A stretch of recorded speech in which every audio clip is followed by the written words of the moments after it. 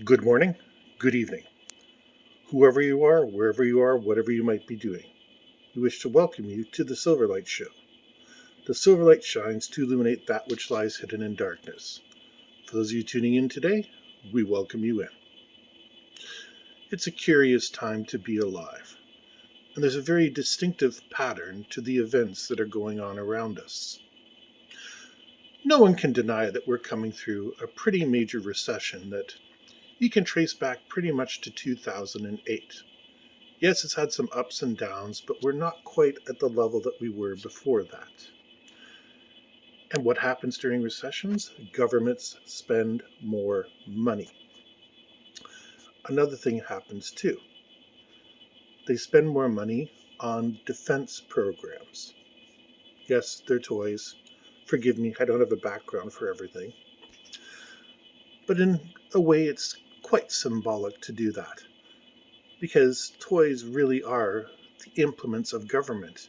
If you assume that war is a continuance of policy by any other means, then armaments are the means by which they execute that policy. Now let's go back for a bit. Again, no secret we've had economic trouble for quite some time. I read a rather disturbing statistic today, and this relates specifically to the Greater Toronto area, but I'm sure I'll find the same statistic pretty much worldwide. And that's that 1 in 10 restaurants are actually profitable. And 8 out of 10 restaurants are currently diving deeper into debt. Well, most of the time, people aren't much concerned about restaurants. I mean, Tim Hortons will always be there, McDonald's will always be there, and that may be true. But most people's first jobs, this may or may not be true in your case, but for a lot of people, their first job is either bussing tables as a waitress, waiter, washing dishes, or, cooking French fries in the fryolator. There's nothing wrong with those jobs. But with this new statistic of 1 in 10 restaurants being profitable, those jobs simply are not going to be available. I've been looking at the universal basic income, mostly because the one thing I hear parties supporting it, I hear people supporting it. I've even on this show demonstrated evidence that under the Canadian Emergency Response Benefit, people were more anxious to go back to work and didn't want to sit around and not receive money. So every argument is there for it to be a thing. But the funny thing is, no political entity, let's go beyond the parties, no political entity would even give a hint of what the average person could live on in a month. Well, I know this may depend where you're living, but locally in the Greater Toronto area, you're not finding a one bedroom for less than about $1,500. Then you have to figure out, do you want to eat? After that, you have to figure out, how are you getting around? If you want a bus pass, that's about a couple $100s. If you want to buy a car, then you got your gas, your insurance, the car, all that sort of things on top. Eventually, you're going to have to buy new underwear and socks, and so on and so forth. So a universal basic income, unless it's about $2,000 a month, is going to be kind of useless. But in recessionary times, it might actually be somewhat of a good idea. Now, the second people start coming out and saying, oh no, we cannot afford a universal basic income, I present to you the interesting thing that I've been watching for the past bit. And you're going to start to see the pattern in a minute. Almost every nation in the world has increased its defense spending by at least 10% over the past couple of years. I was reading today about Taiwan, and they want to buy more missiles and stuff like that to keep China away.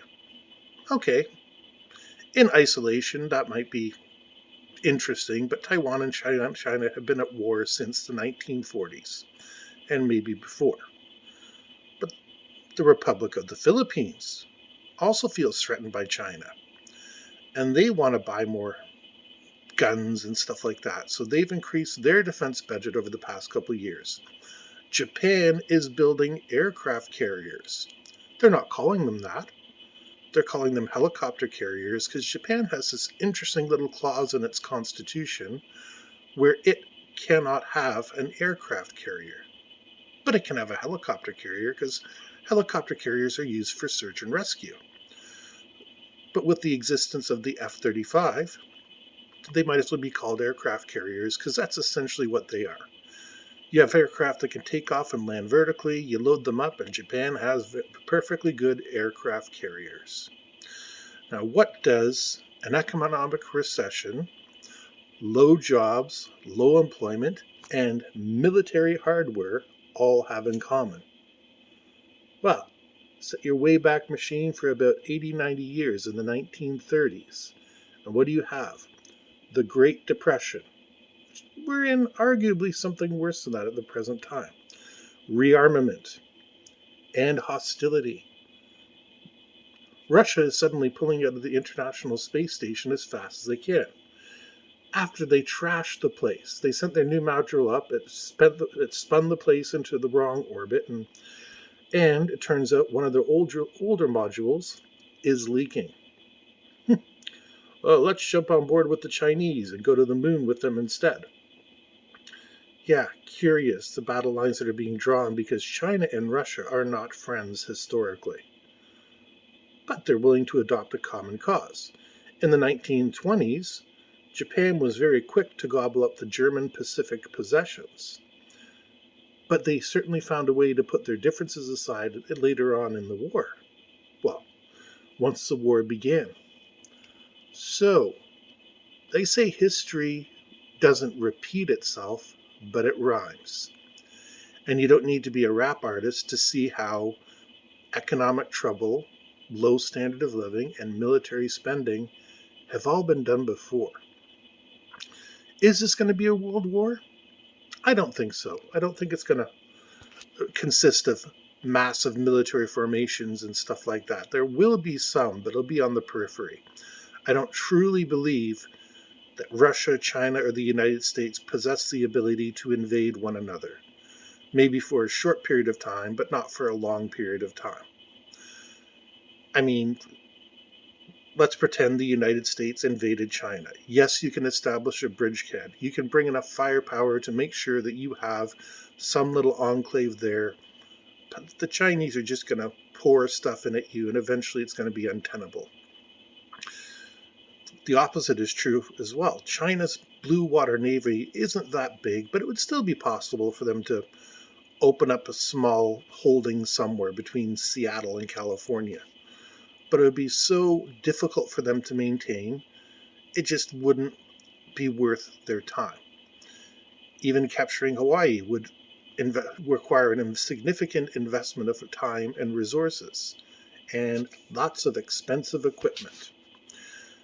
This is one of the things that generals of today tend to do. They think of the actual cost of an operation, not just in terms of human lives, but the actual equipment that they're wasting. Qatar just bought 15 F-15s, and they're pretty expensive, but that allows them to keep up somewhat with their neighbors, the Saudi Arabians, who have a bigger military budget than they do.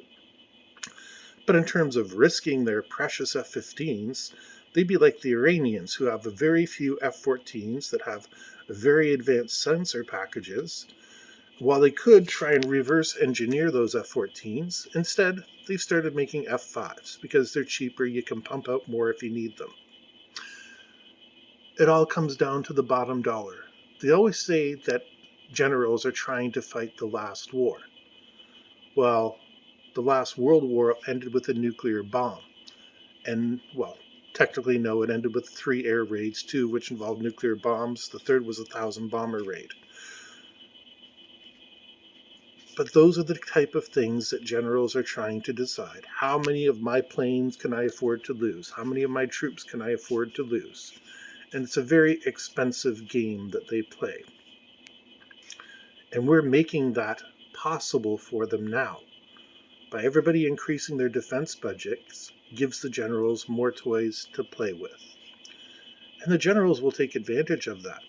And their political masters are going to love the ability to go in and say, we can take one of those islands that they built in the South China Sea, for example. We can take that at a cost of minimum firepower, minimum resources. And as a matter of fact, Star Trek VI, The Undiscovered Country, said exactly that.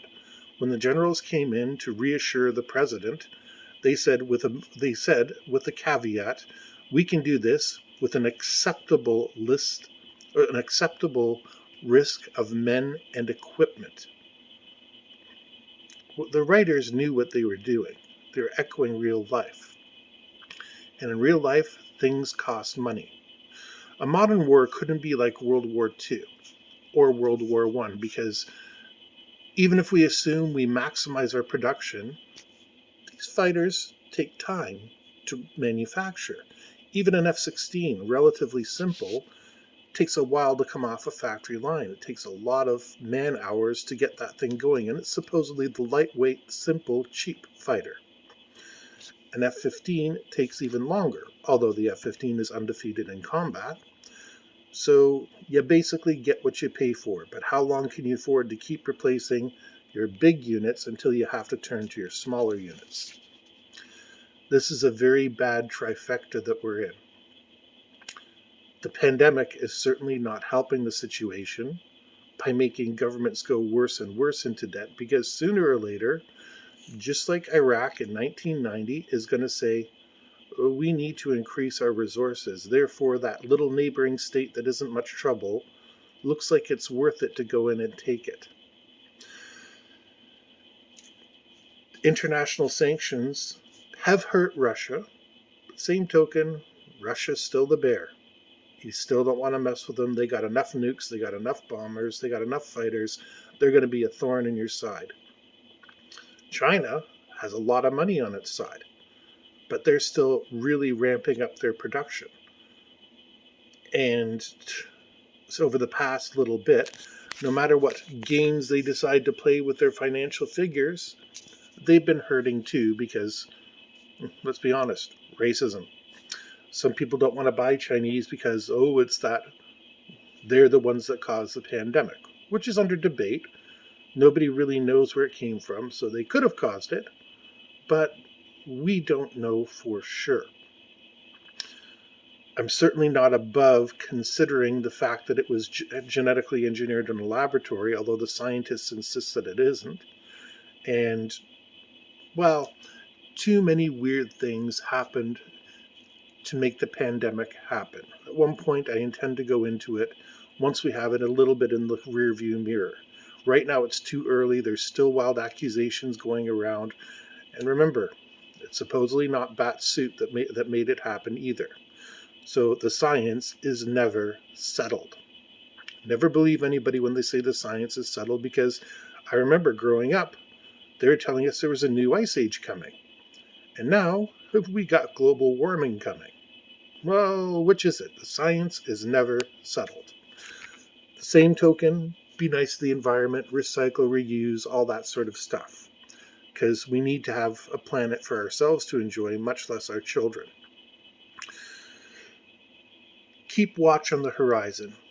It's too perfect of a storm, with the economic situation being the way it is and it becoming harder for people to find starter jobs. And remember, if you don't have a starter job, when you go for another job, they're going to say, what experience do you have? Oh, I delivered newspapers. Oh, sorry, we don't want you working as a person answering the phones. Like, restaurants are kind of the entry-level position of choice, because you can do them, and you can do them relatively well with a low skill floor. So somebody who hasn't completed high school can do them just as well as a university person. And when all those people are suddenly looking for income that isn't there, it becomes very tempting for a government to say, okay, here's the universal basic income. Now what can you do for us? And that was basically what Stalin did. Everybody gets the same amount to start with, but from each according to ability, to each according to work. So the more you work, the more you get paid. And that's why this universal basic income worries me. I think it's a fantastic positive step. Yes, things are going to get more expensive. There's going to be more taxes, but it's going to be a positive step forward as far as a social safety net. Retired people wind up getting more money. Everybody will wind up getting more money. And employers, in return, can pay. We can drop the minimum wage, maybe $2, $3, $4 an hour. I don't know what'll still be competitive to attract employees, and you're going to get better customer service because those employees are going to want to be there. I got no problems with universal basic income. I do have a problem with the situation worldwide because economic depressions and increased military spending historically have been very bad. And that is exactly what we're seeing for now. Anyways, if you like this video, please thumbs up, share, and subscribe. If you have any comments, you can reach us at Silverlight Live, or please leave a comment below.